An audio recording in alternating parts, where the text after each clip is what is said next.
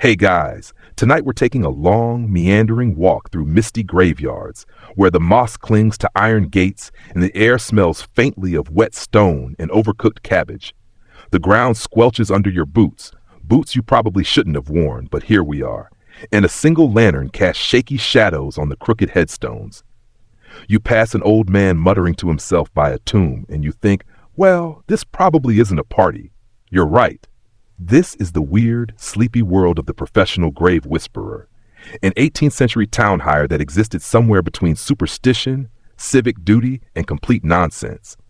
Yes, you're about to learn about actual people who were paid to talk to graves, not dig them, not haunt them, just whisper to them. And you probably won't survive this from boredom. But if you do, there's a strange piece in how absurdly serious they took this job. So before you get comfortable, take a moment to like the video and subscribe, but only if you genuinely enjoy what I do here. And hey, drop your location and what time it is where you're listening from. I want to know how late you're staying up to hear about someone whispering into a puddle behind a church. Now, dim the lights, maybe turn on a fan for that soft background hum, and let's ease into tonight's journey together. You trudge through the outer lanes of a crumbling 18th century village. It's raining just lightly enough to annoy you, and the wind keeps playing tricks with the hems of your coat. The road here isn't cobblestone so much as ambitious mud. Every few feet you pass a low sagging fence, or what's left of one, marking another plot of sacred ground. And sacred, in this context, mostly means forgotten, tilted sideways, and a bit damp. The locals are quiet, suspicious of strangers, and possibly suspicious of their own shoes. But they all have one thing in common. They avoid the graveyard after sunset. Well, everyone except one peculiar person. The town of Renthorpe, let's call it that, it's not bandits or wolves or taxes, though they have those too. It's noisy graves. You see, sometime around 1732, the parish priest began recording reports of muttering from the churchyard. Not ghostly howls, not screams, just soft, repetitive whispers. The kind that sound like wind, unless you're trying really hard not to believe in ghosts. Instead of ignoring it or, moving, they did something oddly bureaucratic. They posted a job listing, a handwritten sign nailed to the church door. Whisperer wanted. To consult with the departed, apply with decency. Here's your first mainstream fact to lull you further. By the 1700s, most British towns had some mixture of pagan folklore and Christian doctrine, all swirling in a fog of tea-stained rituals. It was entirely normal to believe that graves could become restless if the dead weren't properly settled. Improper burials, unfinished business, or even a particularly gossipy spirit could lead to an audible cemetery. Grave whisperers were hired to calm them through verbal reassurance, ritualized silence, or interpretive humming. And here comes your first fringe tidbit. Some whisperers believe that the dead only got noisy when the living were lying. As in, if someone in town had committed a sin and not confessed it, the graves would start complaining. You might think of it as reverse confessional gossip. Oh, Thomas hasn't apologized for stealing Mrs. Harbottle's jam? Better start whispering from under a yew tree at 2 a.m. Historians still argue whether this was a real job or just an elaborate form of social control disguised as spiritual nonsense. Was the whisperer a genuine believer, a cunning manipulator, or just the weirdest guy willing to take night shifts? But let's go back to Renthorpe. You arrive as the new hire, fresh from a nearby village where your last job involved muttering to old bread loaves to see if they were still good. Close enough, right? The interview is informal. A circle of elders, 3 candles and a bowl of leek broth. Your first partial payment. They ask you only 2 questions. 1, can you keep a secret? 2, can you sleep standing up? You say yes because you're polite and cold. And just like that, you're the town's official grave whisperer. Your schedule? Dusk to dawn, with optional murmuring during thunderstorms. You're to patrol the graveyard nightly, stopping at specific headstones that have been particularly chatty. Some are marked with chalk sigils. Others just have names like Euphemia or Big Jim. The tools of your trade? A long wool cloak, itchy, a candle lamp, flickery, and a small wooden whistle carved with a beetle on it. You're told to blow it if a grave starts responding in Latin. If it answers in Greek, just run. Your first night is a blur of drizzle and dread. The air is full of wet leaves and the strange, oddly sour scent of old grass. You crouch beside a crooked tombstone and begin whispering, "It's all right. No one blames you. Rest now."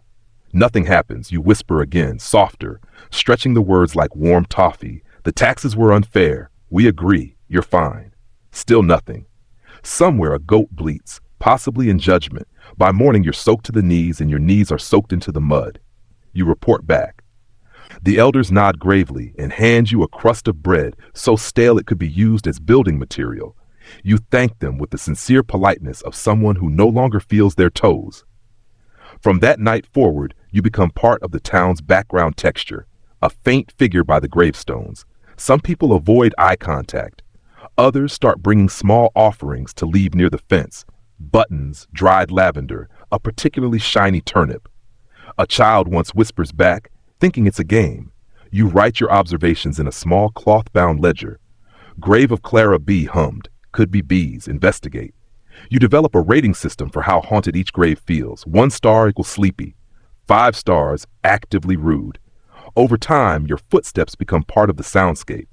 The graveyard seems quieter, or maybe people just stop listening. You become part superstition, part town mascot.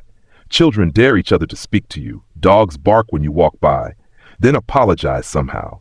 And the graves? Well, they're still whispering, but now they're whispering back.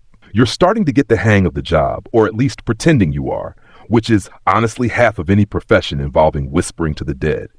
By your second week, you've developed a routine. Wake up at sundown, boil some tea leaves that may or may not be technically edible, strap on your creaky boots, light your lantern, and then trudge out to the graveyard like some sort of soggy Gothic postal worker. But tonight, something's different. There's a quiet stillness that feels too quiet, like the kind of silence that's waiting for you to mess up. Your lantern flickers dramatically, because of course it does, and as you walk past the tomb of old Grisham, he of the legendary sideburns, you hear it. A whisper, not your own, not the wind, something else. Too soft to understand, but definitely not in your head. You pause, crouch beside the grave, and begin your trained response. "Go on, then. You were saying?" Another whisper, fainter now. You lean closer. "I'm listening." Stillness. You wait. Then, as if in reply, a yawn. You blink. Did the grave just yawn at you? This, as it turns out, is normal. See, the job of a professional grave whisperer wasn't just about speaking to the dead. It was about maintaining relationships with them. Think of yourself as an extremely patient, very damp therapist. You weren't exorcising ghosts, you were calming them down, reminding them that whatever unfinished drama they were clinging to had expired along with their pulse. Mainstream history confirms that grave whisperers existed in several 18th century European towns, often employed by local councils or small parishes. They weren't always called whisperers. Sometimes they were known as stillers, silencers, or the creepily poetic keepers of night peace. The common thread? They were expected to monitor graveyards for auditory disturbances and soothe them through ritual speech. Now, you might wonder, wasn't this just a poetic way of describing night watchmen or caretakers? Historians still argue whether these titles denoted an actual supernatural belief system or simply a set of duties that sounded fancier than old guy with a lantern. Some suspect it was all a social placebo, a theatrical role meant to ease public anxiety after a burial or epidemic. But you, in your itchy cloak and semi-mildewed boots, aren't really worried about history's opinion. You're more concerned with the strange figure approaching you across the wet grass. He's wrapped in a shawl, walking slowly, a lantern in one hand and what appears to be a chicken in the other. "You the new whisperer?" he asks. You nod cautiously, unsure if the chicken is a pet or a threat. He nods back. "Good. The last one ran off," said the bones were mocking him. "This is Abel." He introduces himself as the town's grave assistant, which seems to be a title he invented to justify walking chickens near tombstones. He insists that some graves are jealous, that they whisper out of spite because no one visits them anymore. "They don't like being next to someone famous," he mutters. "Especially not poets. You scribble that in your ledger, grave envy, possible source of unrest." Abel becomes your unofficial companion, appearing now and then with some unusual offering, dried mint, beeswax, or something he calls pickle soot, you wisely decline to ask. He's been watching the graveyard for decades, but never applied for the whisperer role himself. Too much commitment, he shrugs. Plus, I talk in my sleep, would confuse the clients. Still, he offers stories, tales of whisperers past, like Maud Finnick, who used lullabies instead of whispers. She carried a stringless harp and was known for coaxing the grave of a murdered milkmaid into silence after 3 nights of Twinkle Twinkle on loop. Or Alf Dobbins, who never spoke a word. He simply sat beside graves with a tin of sardines, offering them to the ground with solemn reverence. Didn't work, Abel says, but he was very convincing. You start developing your own style, a combination of calm affirmations, gentle jokes, and the occasional dramatic sigh. You find that the more you believe in the act, the quieter the cemetery feels. Whether it's ghost psychology or mass suggestion, you're not sure, but it's working. Your reputation spreads, quietly, of course. People in town start referring to you in whispers of their own. The whisperer calmed old Martha's stone. It's not buzzing anymore. Or ever since the whisperer stopped by, the crypt's been less gassy. Yes, someone said that. No, you don't ask for clarification. The local priest, Father Catterley, invites you in for tea. He's a hunched man with a surprisingly loud laugh, and he's been documenting the grave whisperer tradition in his private journals for years. It's not just superstition, he tells you, pouring something warm and suspiciously gray into your cup. It's community therapy. The dead are memory, and memories get noisy when you try to ignore them. You sip carefully, hoping the tea won't trigger hallucinations. So, it's about closure? Not just closure, he says, but containment. There's something powerful about someone willing to sit with the forgotten. You nod, not entirely sure if that's comforting or ominous. Later that week, a woman brings you a baked pie as thanks. You made it stop, she whispers. I hadn't slept in days. You try to act humble, despite not knowing what exactly it was. Your days are now filled with small rituals, tying ribbons to certain headstones, leaving drops of honey near an old soldier's grave, whispering weather updates to a baroness buried in 1723. You even invent a few rituals of your own, like the 5-count silence, where you pause after every statement to let the grave respond. You're not entirely sure it does, but the birds usually stop chirping, which feels poetic. And then there are the skeptics, always skeptics. Mr. Langdon, the town cooper, loudly insists that you're wasting everyone's time. It's just air pockets in the earth, he snorts. And rats, always rats. You try to ignore him until the night you pass by his grandfather's grave and hear snoring, loud and slightly nasal. You don't mention it, but the next day you notice Mr. Langdon putting a flower on that grave. Just one. Quietly. The town starts to sleep a little better. Or maybe they just think they do. Either way, your job is secure for now. And as you take your evening shift again, listening for the next strange murmur from the soil, you realize something oddly comforting. You've now spent enough nights among the dead to start forming preferences. Certain graves are easier to whisper to. Others are moody. There's one, Sir Barrington Littlethorpe, knighted for reasons nobody remembers, whose tombstone emits a cold draft that smells vaguely of licorice and resentment. You keep your conversations with him brief, mostly weather updates and muttered apologies for your boots. But tonight, your routine is about to get weirder. It begins with a delivery, a knock on your crooked cottage door just after sunset, followed by the slow retreat of feet squelching through the muck. When you open it, there's no one there, just a bedside, a powdered wig, a small wooden bell, a jar of what might be bat oil, labeled for reassurance, and a handwritten note. Welcome kit as per tradition. Do not eat bell. Yours in perpetual murmur, the Council of Whisperers. You blink. Wait, there's a council? Apparently so. Abel claims they haven't met in decades, but the tradition remains. Whenever a new whisperer lasts more than a fortnight, they're inducted through an anonymous care package. The powdered wig, uniform. The bell, used for grave-to-grave messaging. The bat oil, for the stubborn ones, whatever that means. You try the wig on. It smells like attic and failed ambitions. You'll wear it anyway. Fashion isn't the goal here. Authority is. You arrive at the graveyard feeling a bit taller. A bit sillier, too. The moon is brighter tonight, spotlighting the older graves like moody actors waiting for their cues. You take a moment, then raise the bell and give it one solemn jingle. Somewhere, something sighs. Welcome to the deeper end of the whisperer pool. By now, you've learned that whispering isn't just about words. It's a whole posture, a cadence, a kind of sleepy, rhythmic reassurance that everything's fine, nothing needs resolving, and no one is about to dig anyone up. You adopt the soft, drifting tone that makes small animals stop and listen and possibly judge you a little. Tonight, you visit the grave of Mildred Pickens, who, according to legend, once turned down 2 marriage proposals, 1 pirate, and a duel invitation, all in the same week. Her stone leans slightly left as though eavesdropping. You whisper, "Mildred, you were right. He wasn't worth the drama." There's a gust of wind, gentle and warm, almost approving. These moments keep happening. Tiny responses. A leaf that lifts without wind. A dog that stops barking when you pass. A lantern that stays lit even in drizzle. Historians still argue whether this is proof of spiritual activity or just the whisperer's growing power of suggestion. Is it the environment responding to you, or just your sleep-deprived brain tying a bow on coincidence? But you don't really care. It feels real, and in this job, that's more important than facts. Fringe belief of the night?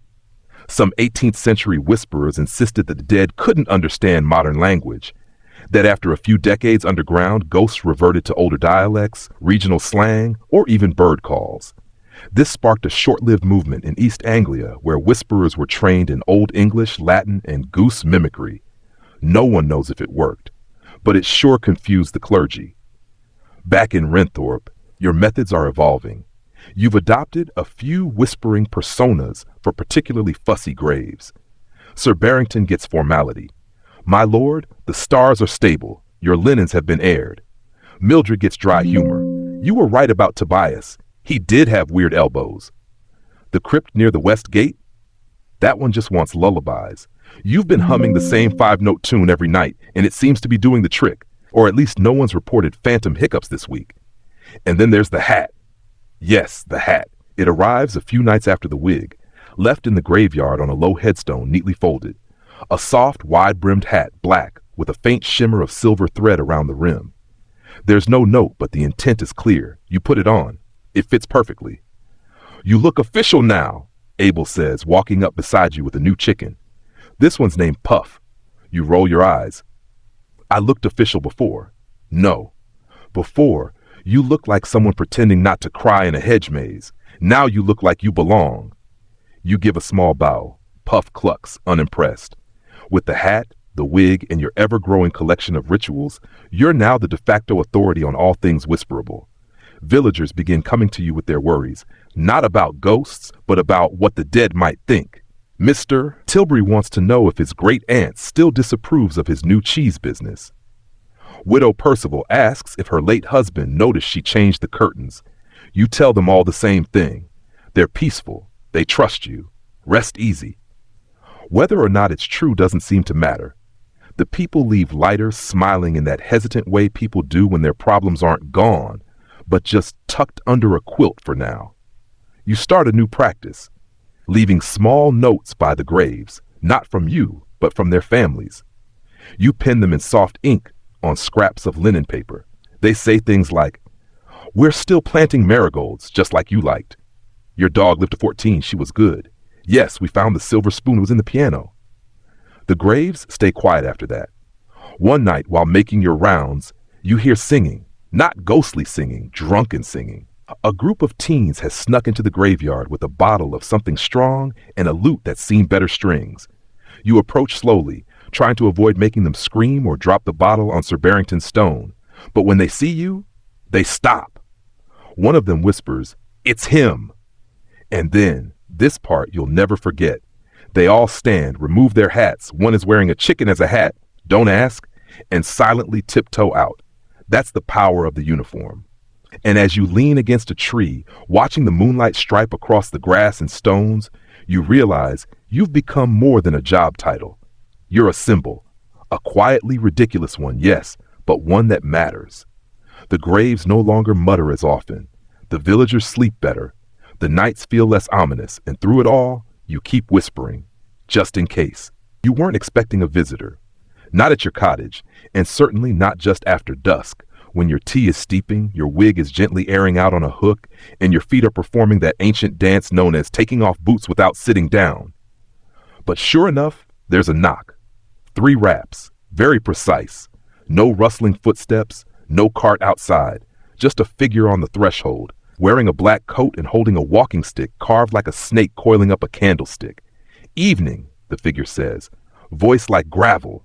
"I hear you're the whisperer." You pause with one sock half peeled, unsure if this is a threat, a job offer, or the beginning of an unusually formal duel. "Yes," you say slowly. "Is this about a grave?" The figure smiles. You could say that. He doesn't give a name, just slides a folded parchment onto your table with the delicacy of someone who's used to contracts being sealed with blood. You don't touch it immediately. Instead, you stare at the wax seal, an unfamiliar crest, a weeping tree, a cat wearing spectacles. You finally unfold the parchment. It's a commission. From the next town over, they're requesting your services urgently. Apparently their cemetery has been active, loud even, reports of howling at noon. Mourners chased away by sudden cold gusts. One boy claims he saw a gravestone blink. The town's own whisperer retired 6 years ago and was never replaced. You look up, brow raised. "And they're asking nicely?" The figure smiles again. "Let's say they're asking, urgently but politely." Historians still argue whether professional whisperers were ever actually shared between towns. Some say they were too localized. Each cemetery had its own voice and required a dedicated ear. Others claim itinerant whisperers traveled like 18th century ghost consultants, lugging bells, herbs, and an alarming amount of chamomile from parish to parish. Either way, this is rare and intriguing. You accept. Of course you do. Because frankly, your own graveyard's gotten a bit quiet, which is either a sign of success or a bad omen. Either way, a change of scenery might help. You pack your essentials: whisperer's wig, fluffed and powdered; hat, slightly magical, or at least mood-enhancing; bell, your emergency honeycomb; 2 letters from Mildred Pickens' niece, which you haven't read but like to carry for balance. Abel watches you go, solemn as ever. Puff the chicken rides on his shoulder like a pirate's parrot, judging you with beady disdain. "Don't let them talk you into staying," Abel says. "New towns always want to keep what they borrow." You promise you'll return before the next full moon, because that's when the grave dust stirs, according to local legend. Or possibly because Abel just doesn't like being left alone with the crypt on Thursdays. You arrive in Bellingstow, a damp little town where the fog seems to linger like a nervous chaperone. Their cemetery sits on a hill, surrounded by an iron fence that hums when you touch it. Your reception committee is 3 people: a priest, a groundskeeper, and a baker. She just showed up because she's curious. They tell you the disturbances began about a month ago and have worsened steadily. The strangest part? It's only happening in one half of the graveyard. You begin your inspection. The noisy side, as the locals call it, contains the newer graves: 18th century traders, sailors, and at least 2 reported highwaymen. The other half is older, quieter, almost too quiet, like a room after an argument. You crouch beside a headstone worn down by rain and time. Whisper your usual greeting. Nothing. Next grave, a soft whistle. No wind. You whisper, "I'm here, I listen." Something shifts. A flower petal falls upward. Okay, that's new. You move carefully through the rows, noting small things. A stone that feels warm. A crypt door slightly ajar but locked from the outside. A patch of soil that smells like lemons. All these details go in your whisperer's ledger. Yes, you carry a ledger now, leather-bound, full of odd entries like "Grave 42 prefers lullabies" and "Never whistle near the angel statue." You try a few calming techniques: bell ringing, slow chants, even a joke about local taxes. The laughter is mostly yours. Still, the graveyard seems to settle. But just as you're beginning to think this might be another case of restless memories, something very strange happens. You whisper near a grave marked Henrietta B., the rest of the name lost to moss. As you finish your sentence, the ground trembles. A voice clear as rainwater: "She lied." You freeze. "Who?" you whisper. Silence. Historians still argue whether whisperers ever actually heard full sentences. Most records mention murmurs, groans, sometimes laughter, but never articulated speech. If this is real, it's either a breakthrough or a breakdown. You kneel again, slower this time. She lied about what? The silence deepens. Not the usual pause, but a vacuum, the kind that makes your ears ring. You hear a bell, not yours, ring once in the distance, a low, echoing chime. When you look up, the priest is watching from the edge of the cemetery, his face pale. That bell hasn't rung in 40 years, he mutters. No one goes near the old chapel anymore. You and he both follow the sound to the small stone building at the far end. Its windows are shuttered, but light flickers behind them. You push open the heavy door. The chapel is empty. Mostly. Just one bench, one cracked altar, and a mirror. A mirror? That's not normal. You approach slowly. The mirror is ancient, its frame carved with strange curling symbols, some that match the ones in your welcome kit bell. Your reflection looks the same, slightly tired, wig slightly off-center. But otherwise, wait. Your reflection just blinked when you didn't. You step back, fast. Then you notice something else. Carved into the altar is a name. Henrietta B., the same as the grave. You piece it together slowly, sleep-deprived brain crunching facts like stale biscuits. Henrietta wasn't buried. She was bound, contained, and someone or something is trying to unbind her. That voice, that she lied, it wasn't from the grave, it was from the chapel, from the mirror. You return to the cemetery with this new knowledge, and suddenly everything's different. You whisper to Henrietta's grave once more, this time asking permission, not reassurance. The soil shifts. A breeze kicks up, and then a laugh, soft, almost fond. The stone no longer hums beneath your hand. Whatever needed saying has been said. You turn satisfied, for now. One town calmed, one mystery added to your growing list of things no one warned you about. But the mirror stays with you, in memory, in dreams. You return to Renthorpe with more questions than answers, and slightly fewer spoons than you left with. One fell down a crypt grate. Let's not talk about it. The wind greets you like an old friend, gritty, a bit judgmental, and definitely holding a grudge about your travel hat being more stylish than the usual one. Abel meets you at the village edge with 2 mugs of something vaguely tea-shaped and warm enough to fog your eyebrows. Puff the chicken is now wearing a scarf. She looks smug. So? Abel asks.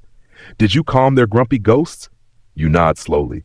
I think I just negotiated a ceasefire with a mirror. He doesn't even flinch. Good. Mirrors are the worst kind of ghosts, always watching, never blinking. You clink mugs. That counts as a debrief. The graveyard feels different now, not just because you've seen what happens when whispering is neglected, but because you realize Renthorpe spirits are quieter than most. Not passive, just polite, like they're letting you borrow their peace, as long as you return it carefully folded. But of course, peace is a fragile arrangement, and someone's about to upset it. It begins with the arrival of a surveyor. You spot him one morning standing by the south wall, sketching something in a notebook and muttering about valuable real estate. His boots are too clean.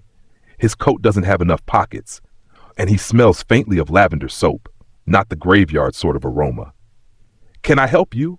You ask, strolling up in full whisperer regalia, wig, hat, slightly damp cloak, and an air of barely contained suspicion. Ah, he jumps. Didn't see you there. I'm just doing some preliminary measurements. The council is considering, well, some light redevelopment. You raise an eyebrow. In the cemetery? He smiles with the confident cluelessness of someone who thinks grave plots refers to land investment. Just a few adjustments, realignment, possibly space for a carriage depot or a new sheep enclosure. You say nothing, just pull your bell from your belt and ring it once, softly. Behind you, a gust of wind rattles 3 nearby headstones. One tilts slightly closer to the surveyor. His smile wavers. You can tell the council, you say, voice honey-coated and just a bit too slow, that the current residents are not interested in being relocated. He nods, very quickly, and retreats, notebook flapping like a frightened bat. You sigh. It was bound to happen sooner or later. Every graveyard has its challengers, people who forget that memory has mass and that peace is a negotiation, not a given. Historians still argue whether cemetery protections were ever officially written into 18th century town charters. Some towns swore by binding rituals, others relied on local superstition. A few supposedly marked protected soil with crushed seashells, old shoes, or one oddly persistent rumor about pickled onions. Here in Renthorpe, the real protection is you. But you can't do it alone forever. That's when you start looking for an apprentice. Not officially, not with a velvet announcement and a ceremonial wig fitting. Just watching, waiting, seeing who lingers near the graveyard at twilight without flinching, who speaks to the air like it's listening. Your first candidate is a boy named Thomas, 7 years old, always dirty, always humming. He shows up one evening holding a tin lantern and says, "The big stone near the tree told me it's bored." You blink. He nods. Said it wants stories. Told it one about a fish who couldn't blink. You invite him to walk the perimeter with you. He hums, skips, asks too many questions, and when a cold spot chills your spine, he just offers you a peppermint.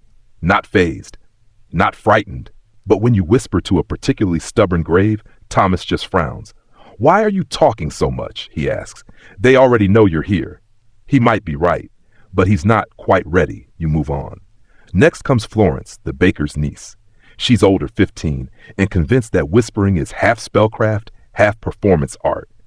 She brings her own bell. It's too loud. Her wig is purple, and she insists on calling you Master Whisperer, nut which you hate but secretly write down in your journal. She's passionate, sharp. She frightens away a crow with just a glare. But she lacks one crucial thing, patience. She rushes the silences, demands answers instead of offering comfort. You keep looking. You start to wonder if the job is even teachable. Maybe it's like dreaming or sneezing, natural, chaotic, and best done without witnesses. Then one evening, a woman shows up. Quiet, wrapped in shawls. She doesn't knock or speak, just leaves a bundle on your doorstep. Inside, 3 pressed flowers, a torn page from a 1782 Whisperer's Guide, and a note. "I was once the apprentice of Whispers-by." You stop breathing for a moment. Whispers-by. A whisperer who vanished over 50 years ago. Legendary, half mythical, said to have calmed an entire haunted battleground using only breath and a harmonica. You remember reading about him, about how his apprentice disappeared shortly after. No one knew her name. Until now. You look up, but the woman is gone.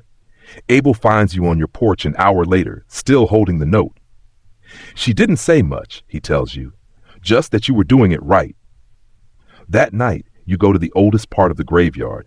The stones there don't even have names, just shapes, symbols, the occasional scratch that looks like someone tried to spell hello, but got distracted halfway. You kneel, whisper not words, but presence. And for the first time in weeks, you feel it, the subtle shift, the exhale of stone and soil that means the dead are glad you're back. It's not about finding someone to replace you. It's about being here now, doing the work, being the whisperer they need tonight. You close your eyes, the graveyard breathes with you. Peace for now. The rain wakes you before the bells do. It drums a lazy rhythm on the thatch above, like fingers tapping at your dreams, asking if you wouldn't mind stepping out into the mud and dealing with something annoying but inevitable. You groan, pull the blanket higher, consider hiding under the bed, but the rain doesn't care. It just gets louder. Bossier. You sigh and swing your legs out from under your patchwork quilt.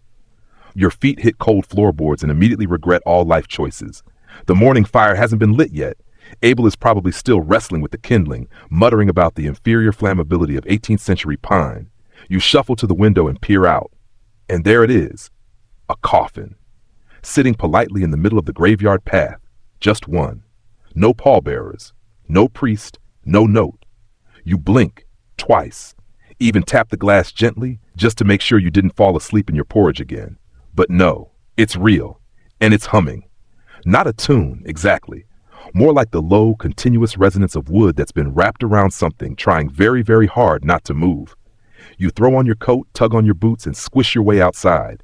Abel appears behind you, yawning into a teacup and looking exactly 14% awake. "Is that?" he starts. "Yep." "Dropped off in the night?" "Apparently." "Usual delivery method?" "Nope." Puff the chicken is already inspecting the coffin, pecking the side with delicate judgment. You approach more carefully, whispering as you go. No response. But the humming grows louder. This is not your average misplaced burial. You circle the coffin, noting the craftsmanship. Mahogany, polished, reinforced at the edges with metal bands shaped like serpents. A lock on the front, not rusted. Clearly newer. Probably too new for the occupant. You whisper again. "Do you want to be here?" This time, the hum drops an octave. The wood shudders. Not quite a yes. You glance at Abel. We're going to need the old key. He raises an eyebrow. The one we're not supposed to use? The very same. Historians still argue whether 18th century whisperers had tools for forcibly opening coffins. Some say yes, special keys, charms, or even engraved fingernail picks. Others believe the whisperers relied solely on permission. The truth likely lies somewhere between, a respectful nudge followed by a gentle crowbar. You retrieve the key. It's kept in a small wooden box with 3 latches and a wax seal that says, only use if you absolutely must, and also maybe not even then. You unlock the coffin slowly, carefully. The metal creaks, the rain eases. Inside is not what you expected. No body, just scrolls, dozens of them bound in red ribbon and stacked like firewood. Each one labeled with a date and a name, and each name is from Renthorpe. You lift one scroll, unroll it. The ink is faded but legible, a whisperer's transcript. It reads like a conversation between the living and the dead, half of which you've had yourself. These aren't just scrolls, they're whisper records. You look again at the coffin. Now you see the truth. It's not a delivery, it's an archive. Someone, possibly another whisperer, has sent you their life's work. You spend the next few days cataloging the scrolls, setting up a dry area in the chapel for safekeeping. Abel helps, though he grumbles about ghosts getting too literate for their own good. One scroll stands out. It's labeled only with a symbol, a spiral drawn around a small star. You recognize it. It's the same as the one carved on the underside of your bell. You read it aloud, slowly. It's not a whisper record. It's a warning. To whoever finds this, the star awakens in cycles. Every 75 years, the silence phrase. Do not ignore the signs, stirring soil, mirrored dreams, bells without hands. The whisperer must remain vigilant, or the quiet will become too quiet. And that's when they walk. You lower the scroll, stare into the shadows a little longer than usual. The whisperers of the past weren't just speaking for peace. They were holding back something older, something that prefers stillness not as rest, but as conquest. In 75 years, you do some quick math. Renthorpe's last major disturbance was, according to Abel's records, 75 years ago next spring. Fantastic. You're now on a deadline. The signs are already creeping in. That humming coffin? A harbinger. The dreams you've been having, soft footsteps, endless grave paths, faces with no mouths? Not your imagination. At least not entirely. So you prepare. You make new chalk circles. You reinforce the gate with iron roses. You bury one of the scrolls under the oldest tree, just in case you need to wake it later.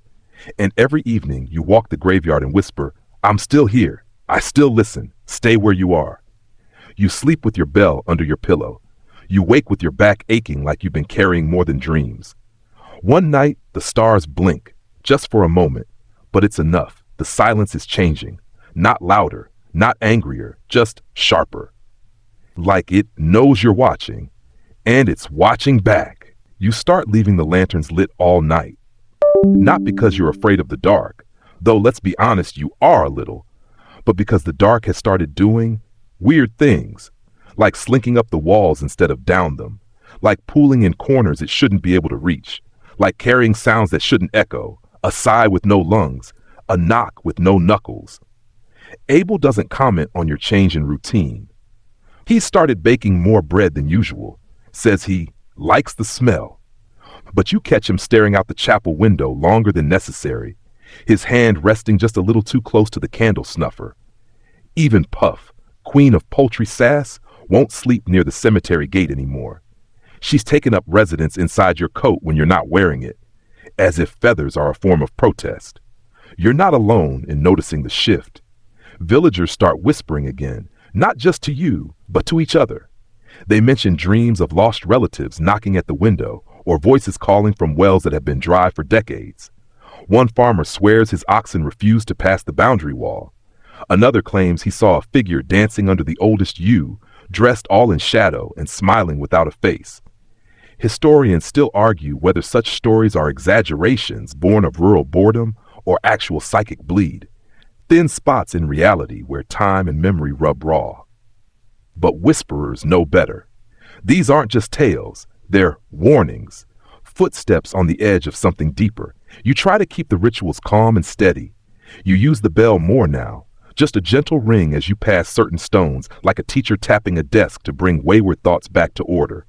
The graves hum back mostly. A few don't respond at all. Those are the ones you worry about. One night, you try something desperate. You revisit the scroll with the spiral and star. You read it backwards, slowly, in moonlight. Nothing happens for a moment, until the wind stops. Not dies down, stops. Like someone pressed pause on the world. Then the stars blink again, twice this time.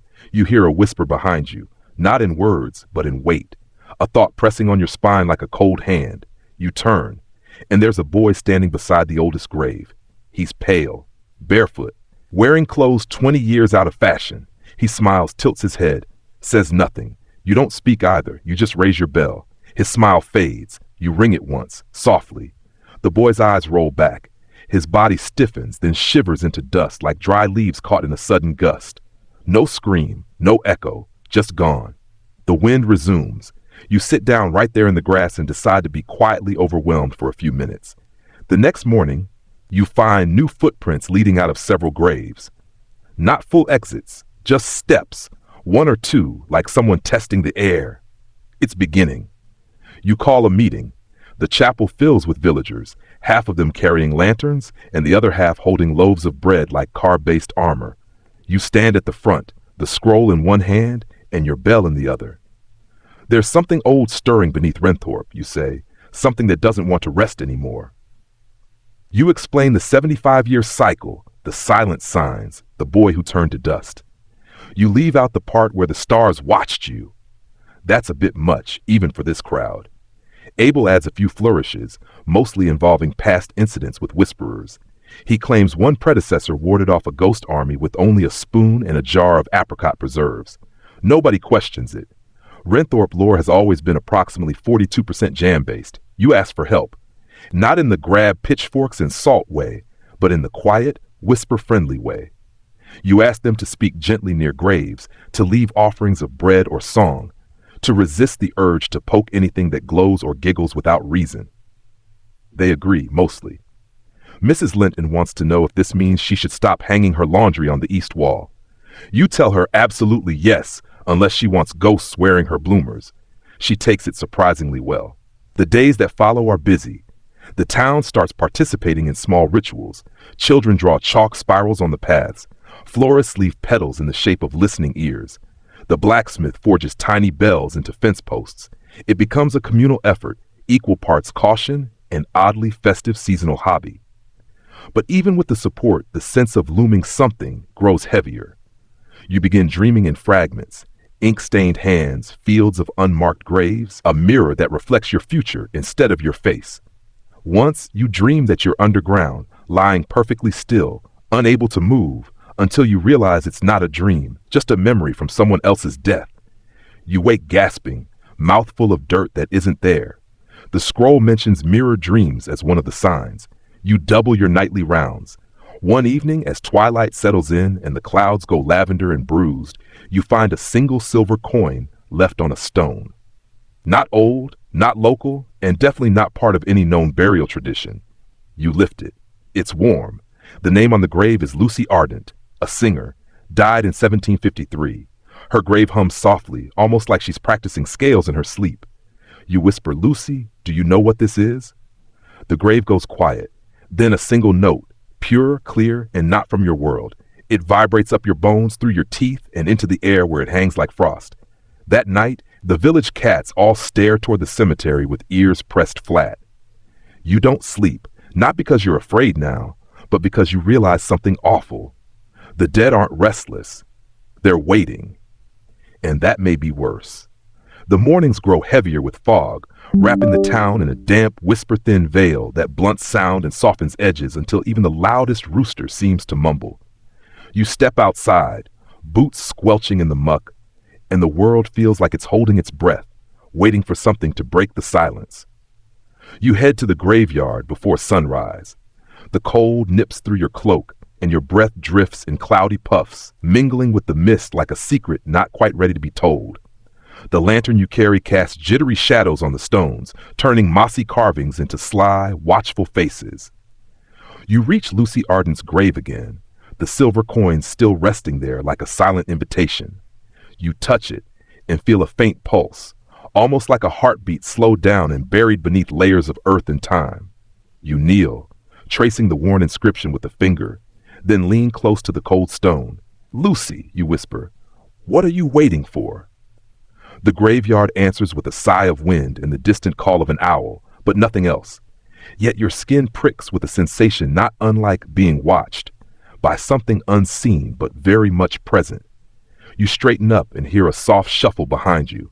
Spinning around, you find Thomas, the boy who once told you that the stones were bored. "I couldn't sleep," he admits, eyes wide and serious, "so I came to see if the stones wanted more stories." You smile gently, remembering his peppermint offer from earlier. "They always want more stories, Thomas, but some stories are harder to tell." He nods, stepping closer to Lucy's grave, peering at the silver coin. "Why is this one warm?" You hesitate, then say, "It's not just a coin, it's a message, a warning." "From who?" You shrug. "From the past, from the dead, maybe even from the stars themselves." Thomas looks up at the sky, where the first faint stars are beginning to twinkle. "Are they watching us?" You can't answer that. Not fully, but you can feel the weight of the stars' gaze, like eyes in a dark room, distant but unblinking. Over the next few days, the village settles into an uneasy rhythm. The usual hum of daily life is punctuated by quiet rituals, offerings of bread and flowers, whispered conversations with graves, and the ringing of your bell at dusk and dawn. The townsfolk watch you with a mixture of respect and unease, aware that something has shifted, but unsure what to do beyond trusting you to keep things from tipping into chaos. One evening, Florence arrives, her purple wig slightly askew and her bell jangling with enthusiasm. "I've been practicing," she says proudly, "and I think I'm ready to help." You nod, appreciating her eagerness, but you remind her gently, whispering isn't about being loud or fast. It's about listening, patience. She sighs, but agrees to slow down. Together, you make another walk through the graveyard, whispering to the stones, the soil, and the shadows that cling beneath the yews. The air feels thick with anticipation, like the world is holding its breath once more. That night, you dream of a mirror, not the kind that reflects faces, but one that shows futures. You see yourself standing at the edge of the graveyard, bell in hand, surrounded by shadows that flicker and shift just beyond the light. You wake with a start, heart pounding.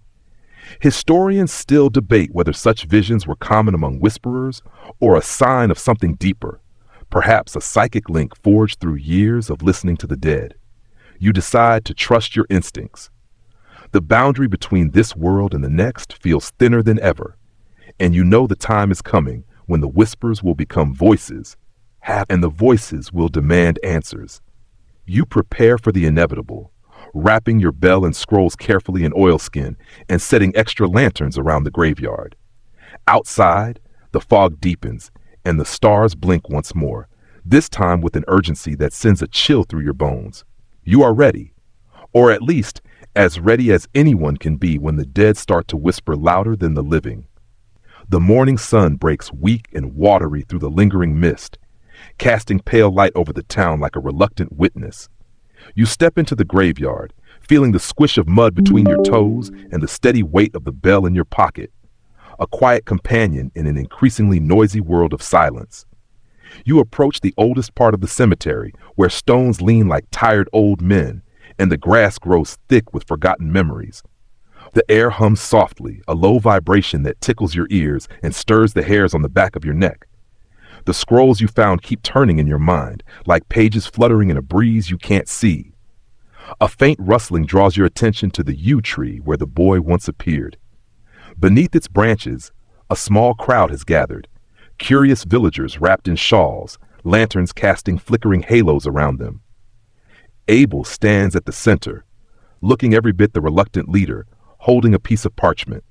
He clears his throat, eyes scanning the faces before him. "There's been a change," he says gravely, "something we didn't expect." You nod, feeling a cold knot tighten in your stomach. Abel continues, "Last night, several graves shifted. Not just spirits moving, but the earth itself. We found footprints, barefoot strange, and more silver coins, each one warm to the touch." Someone gasps softly. The baker's wife clutches her apron, face pale. You step forward, raising your bell just enough to catch the lantern light. This isn't random, you say. It's a sign. The cycle is accelerating. A murmur runs through the crowd. People glance nervously at the ground as if expecting the earth to open beneath their feet. Historians still debate the nature of these cycles, whether they are natural phenomena tied to lunar phases or echoes of ancient rituals long forgotten. Some suggest that the so-called grave whispers are manifestations of collective memory, while others believe there's a real, restless energy lurking beneath the soil. You fall somewhere in between. You know what you've heard, what you've felt. A hand touches your shoulder. Florence's face is determined. "We can help," she says. "I've been practicing the chants. Maybe together we can strengthen the barrier." You smile, a bit tired but grateful. "We'll need everyone's help." That afternoon, you gather the townsfolk at the chapel. Lanterns are lit, and the scent of fresh bread mingles with damp earth. You lead a quiet ceremony, chants woven with the bell's gentle tolls, prayers to old gods and new hopes. The atmosphere shifts. The air feels lighter, the stones less heavy. For a moment, it seems the dead might rest. But as night falls, the hum returns, louder and more insistent. You lie awake, listening to the sounds outside. The soft scraping of nails on stone, a faint laughter that's not quite human, the distant tolling of bells without hands. You reach for the scroll, marked with a spiral and star. Reading it again, a line catches your eye. When silence grows loud, the boundary thins, and the whisperer's burden deepens. You know your burden has deepened. The boundary is thinning. You step outside into the moonlight, the cool air wrapping around you like a cloak. The stars shine bright and steady above, watching, waiting. You whisper into the night, "I am here. I listen. I will not falter." And somewhere just beyond the reach of your voice, a shadow moves. Section 11. You don't run. That's rule number 1. Grave whisperers do not run, at least not in front of people. Instead, you freeze, bell in one hand, breath in your throat, as the shadow looms at the edge of the lantern glow. It doesn't step forward, but it doesn't retreat either. It simply watches. A stillness more unnerving than any shout or wail. Behind you, the chorus falters. Florence stops mid-note, mouth open, eyes wide. Abel instinctively reaches for the pouch of salt in his coat pocket, something he picked up from an old gravedigger's tale about spirits and thresholds. "Keep singing," you whisper, more to yourself than anyone else. "Keep the rhythm. Keep the shape." Because shape matters. In whispering, it's not just about sound.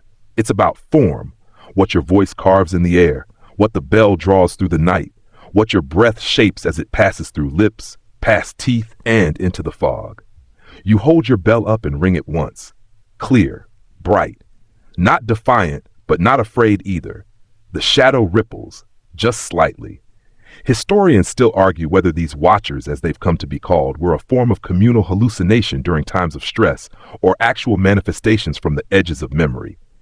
Some link them to local spirits, others to atmospheric phenomena, and still others to ancient rituals long erased by organized religion. You call it something else, a test, because if it were going to hurt you, it already would have. Slowly, deliberately, you step toward the edge of the light. The shadow doesn't move. You raise the bell again, but instead of ringing it, you speak. You're late. A pause. Then the wind shifts, and a whisper, not one of yours, but one pressed into your ear like a dream you forgot on purpose. You've started the song too soon. You blink.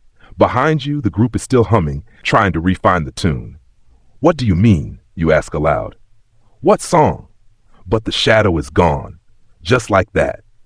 You're left with a crowd of confused villagers, a clutch of overwarmed grave markers, and a voice echoing in your head that feels both yours and utterly foreign. Back at home, you sit in silence with the scrolls laid out like tarot cards. The note still tucked in your pocket. It hasn't burned or disappeared, which is unusual. Most grave notes evaporate like mist once read, but this one lingers, almost like it wants to be read again. "Let us out."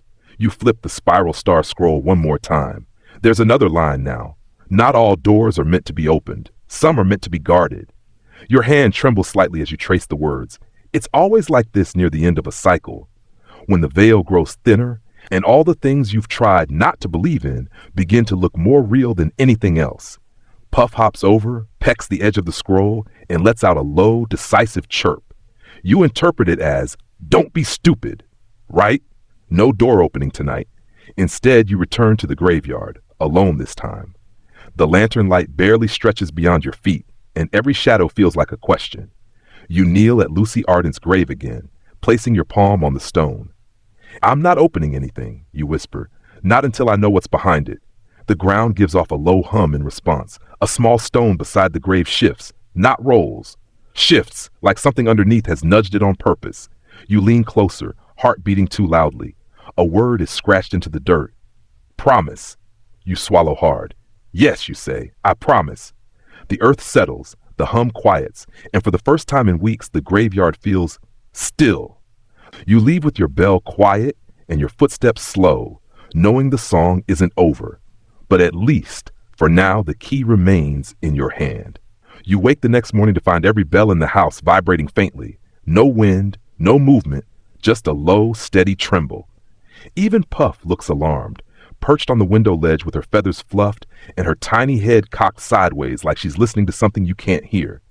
Outside, the world is gray again. Not just with fog, but with something else.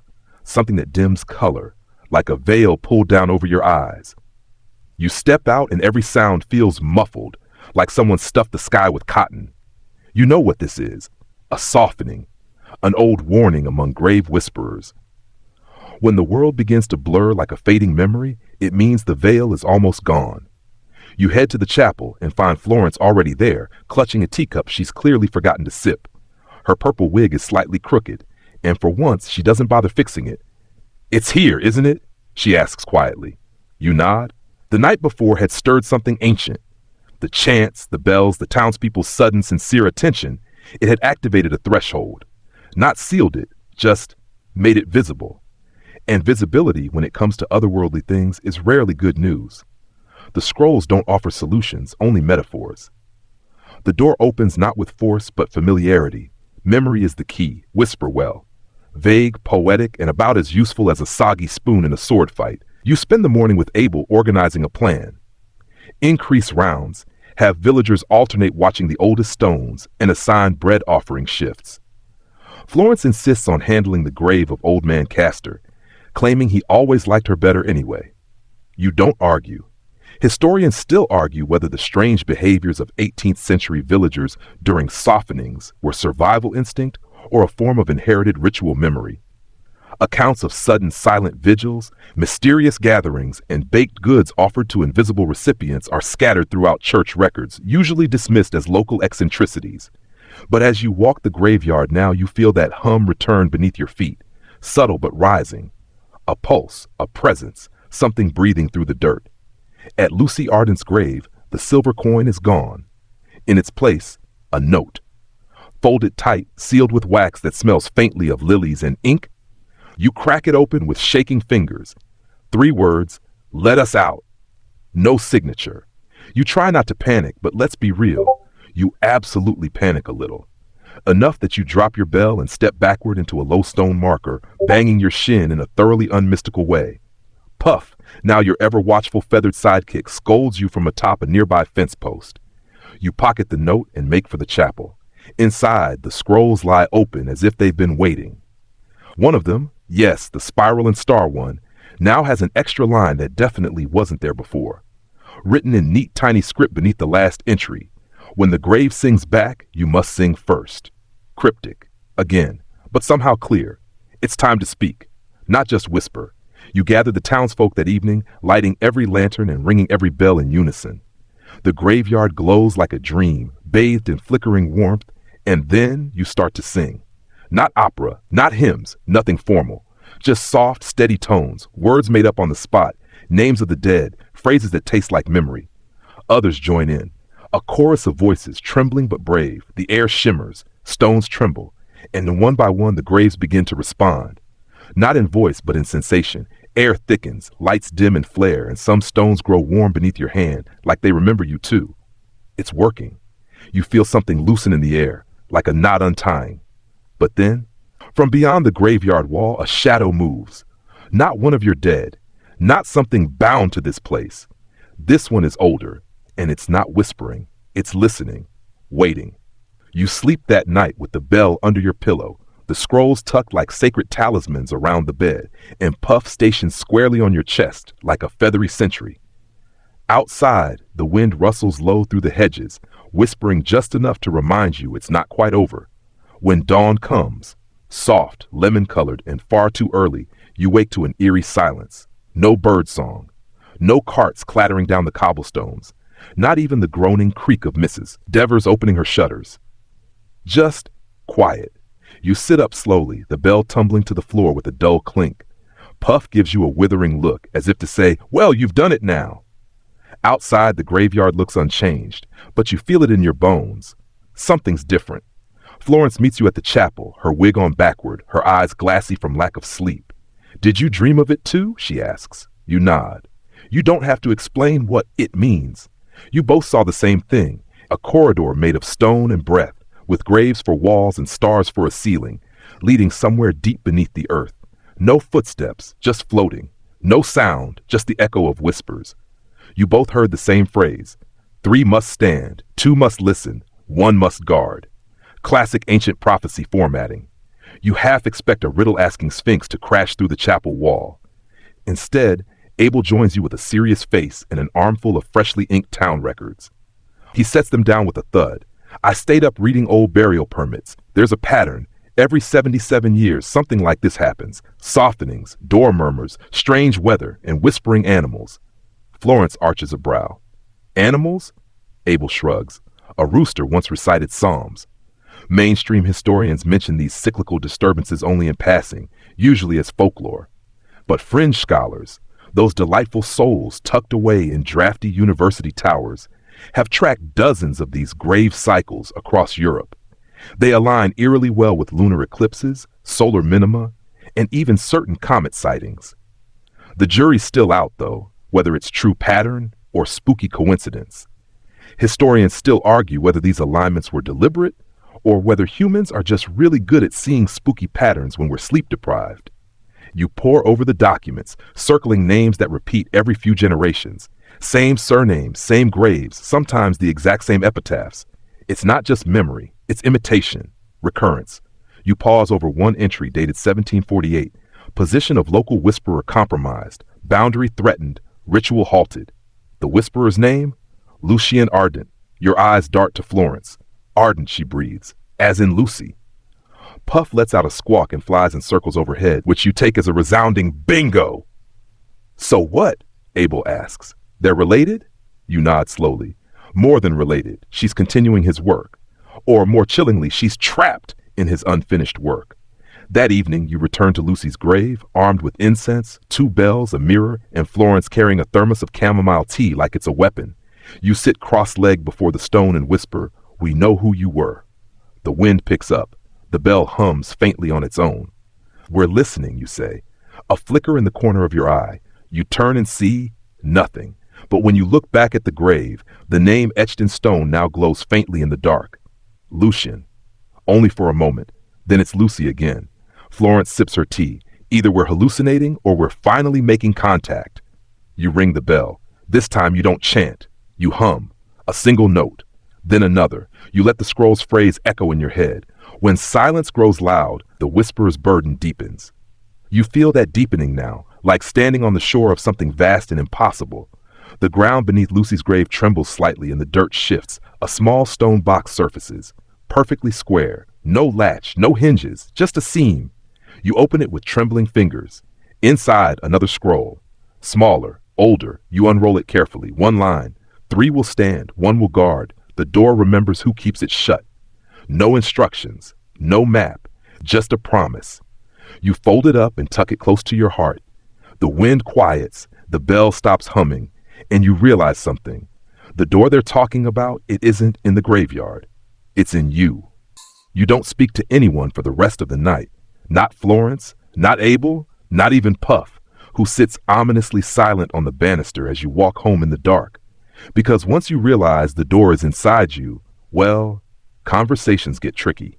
You light a single candle and sit at your writing desk, the small scroll still warm from your coat pocket. You stare at it like it might blink or breathe. or deliver a punchline to this absurd little gothic sitcom your life has become. But it doesn't. It just sits there. You exhale slowly, trying not to think about how your chest has been tight ever since the box surfaced. Not like you're ill. No, it's more like you become the hallway. A long, echoing corridor with something pacing deep inside. You pour tea. It doesn't help. Tea never helps once you're part crypt. The town is eerily still again in the morning. The sky remains that unsettling shade of not quite gray, and no one makes eye contact. The shopkeeper hands you bread without a word. Even the children avoid their usual rock-throwing contests near the cemetery walls. They feel it too, now. You rejoin Florence and Abel at the chapel, the scroll still tucked under your coat. Something's changing, Florence murmurs, holding her tea close like a relic. I heard my name last night, whispered from inside my bedroom wall. Abel clears his throat. I saw my mother. She's been gone for 7 years. She asked if I was warm enough. Neither of them laughs. Neither of them wants to. Historians still argue whether these proximity hauntings were genuine encounters, dreams seeded by grief, or community-wide psychological echoes during spiritually charged periods. Some fringe researchers insist it's what happens when the veil thins around the wrong person, especially one unknowingly holding a key. Which, if the recent scroll is right, would be you. You don't tell them that yet. Instead, you suggest a visit to the town's oldest crypt, the one no one ever talks about, the one at the edge of the woods where the land slumps unnaturally, like the ground gave up holding its breath. You've seen it on old maps, unmarked now, forgotten, too deliberately. So naturally you go.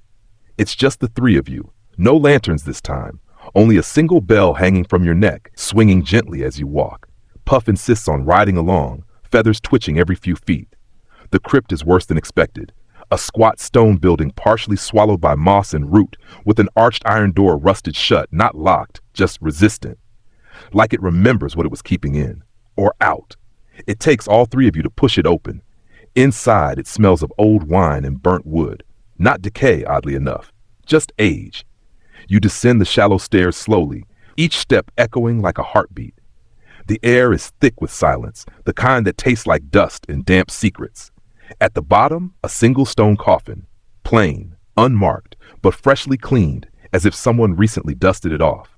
Florence runs a gloved hand along the lid. This wasn't forgotten. It was maintained. You circle the coffin once, no writing, no symbols, but your bell starts to vibrate the moment you step within a foot of it. Puff lets out a distressed caw. You freeze. Then, from within the coffin, the faintest sound, 3 knocks. You step back, then a whisper. Too soon.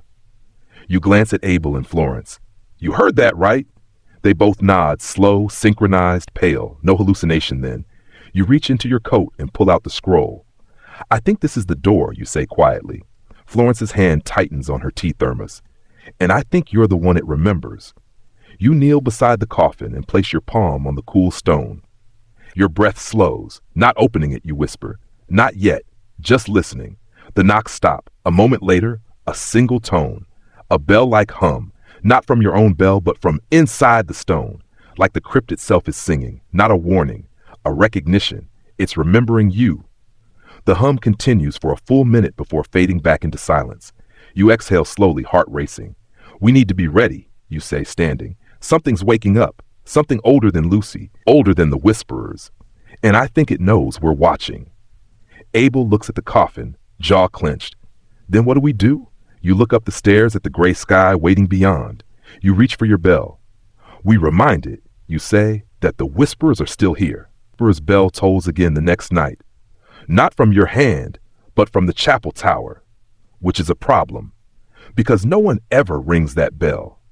It's rusted, cracked in the middle, and tied off with a bundle of nettle string for good measure. You were told it hadn't moved since the fire of '92, when a local baker tried to summon holy biscuits during a lightning storm and nearly burned the nave down. But tonight, it swings like it remembers its job. You stand outside, watching as the old iron bell creaks back and forth, its tone a hollow, broken moan that rattles your ribs. Florence appears beside you, her tea forgotten for once. Not us, she says. You both stare. A faint blue light flickers in the chapel window, then fades. It's starting, you say. You don't mean the ringing. You mean everything. You gather Abel and Florence for one last meeting in the crypt. Puff refuses to come, which is fair. She's a bird, not an exorcist. You descend into the darkness together. Air is different now, thicker, expectant. The moment your foot touches the floor, the coffin hums again. We remember, it whispers, and then for the first time it speaks. 3 will stand, 2 will listen, 1 will guard. The gate has memory, the bones do not forget. The voice is yours, you step back, so do the others. That's not me, you whisper, but it is, or at least it was. Historians still argue whether these auditory phenomena, known in rare archives as resonant echoes, are pre-recorded imprints on locations of spiritual intensity, or a kind of timefold message passed between incarnations. The whisperer tradition claims both are true, and that each gravekeeper inherits the voice they'll one day leave behind. Florence reaches out and touches your arm. You're the one who has to close it. You already know. The scroll's phrasing was never about unlocking a door. It was about remembering to keep it shut. You open your satchel, the scroll, the bell, and one last item, something you found tucked into Lucy's grave 2 nights ago and didn't tell anyone about. A silver key, blackened with age, shaped like an eye. You hold it up. The coffin lid shifts, just enough to show it wasn't a coffin at all. It's a lock. Florence gasps. You turn the key in the stone. It clicks once. A vibration rattles the room. Dust spills from the ceiling. From within the crypt's walls, you hear voices, hundreds of them, not screaming. That same low, humming song that follows the spiral star patterns. The air spins, the bell begins to glow, and then it all stops. Utter silence. You blink. The light is gone. The humming gone.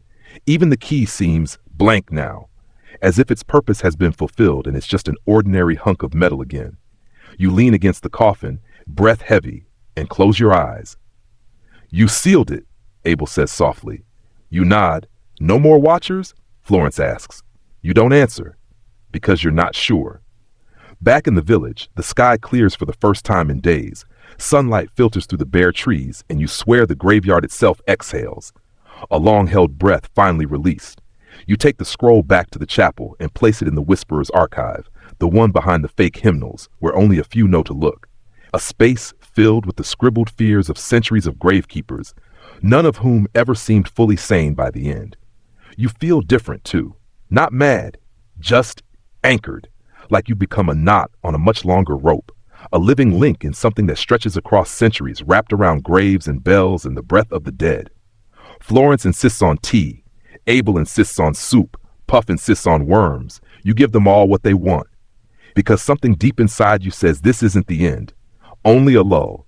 You're the whisperer now, and doors always rattle again. You sleep deeply that night for the first time in weeks. The kind of sleep that wraps around you like a velvet curtain and doesn't let go until morning. But even in sleep, the door lingers. Not open, not shut, just remembered. When you wake, the scroll is gone. Not stolen, not misplaced, just gone, as if it was never meant to last once read. In its place on the chapel shelf is a single black feather. Puffs?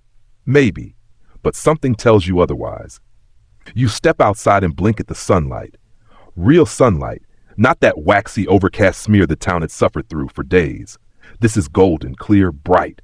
The kind of light that would feel cliché if it weren't so badly needed. And with it, the town begins to breathe again.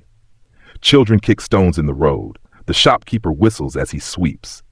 Mrs. Devers glares at people from her window, which is somehow reassuring. Everything's still here. Everything's still normal, sort of. Florence meets you near the chapel gate, her hands stuffed into her coat pockets. I dreamed of the sea last night, she says. Have you ever been to the sea? She shakes her head. But I remembered it. You nod slowly. It's happening. You're starting to remember things that never happened, or didn't happen to you. But they did happen. Somewhere, somewhen. The memory of the role you've taken has started to echo in both directions. Historians still argue whether memory can transcend lineage, whether the role of guardian, of whisperer, is passed only through bloodlines or simply through necessity. Fringe thinkers go even further, suggesting the post is not chosen but summoned, that the person called to the task is, in a very real way, remade by it. You wouldn't have believed them, until now. Florence hands you a small parcel. It's for you. Inside, a fresh scroll, blank, and a new bell, hand-forged, silver-voiced with the tiniest inscription around the rim. Speak softly. They listen. Your hands tremble as you hold it. This is what Lucy or Lucian must have felt. That quiet, steady awareness that you are no longer just yourself. You are part of a long, odd, deeply underfunded tradition. Back at the graveyard, you walk slowly between the stones. You notice things now that you never did before. The way the moss curls more thickly around certain names. The rhythm of how the trees lean, almost as if listening to the dead beneath. A kind of quiet choreography that feels both accidental and ancient. The town thinks it's over. And in a way it is. The threat has passed. The veil has thickened again. The bell has been silenced, but you know better. You pass by Lucy's grave one more time. It's still, but only just. You kneel and place your hand on the earth. You whisper, still guarding. A breeze stirs the grass. The bell around your neck tinkles once. And that's enough. You walk home slowly. Florence and Abel wave from the chapel steps. Puff sits on your roof, looking smug. As you step inside, you realize the strangest thing of all. You're not afraid anymore. You're the grave whisperer now. And the dead, they know your name. Wind down. And now, with the final whispers fading like morning mist, you let your body soften. Your arms rest heavy beside you. Your breath settles into its natural rhythm. The graves are quiet now. The sky above them a soft bluish velvet. The world you just wandered through is still there, curled like an old book, waiting patiently for the next reader, the next whisperer. No doors rattle, no bells hum, only the hush of resting earth and the memory of quiet footsteps walking home across dew-kissed grass. Maybe you're still holding that bell in your hand. Maybe the scroll is tucked beneath your pillow. But even if they're not, the feeling remains. You've wandered through a story older than memory and still made it back. And no matter where you are right now, whether it's the middle of the night or the earliest sliver of dawn, know that the story is content to rest. For now, you've done enough. There's nothing else to guard tonight, nothing else to open or close, just your breath, your bed, and the softness pulling you under. So let the air drift around you like a worn, familiar cloak. Let the tension melt from your chest, your hands, your thoughts. There are no more graves to visit tonight. Only sleep, only dreams, only rest. End of script. Sweet dreams.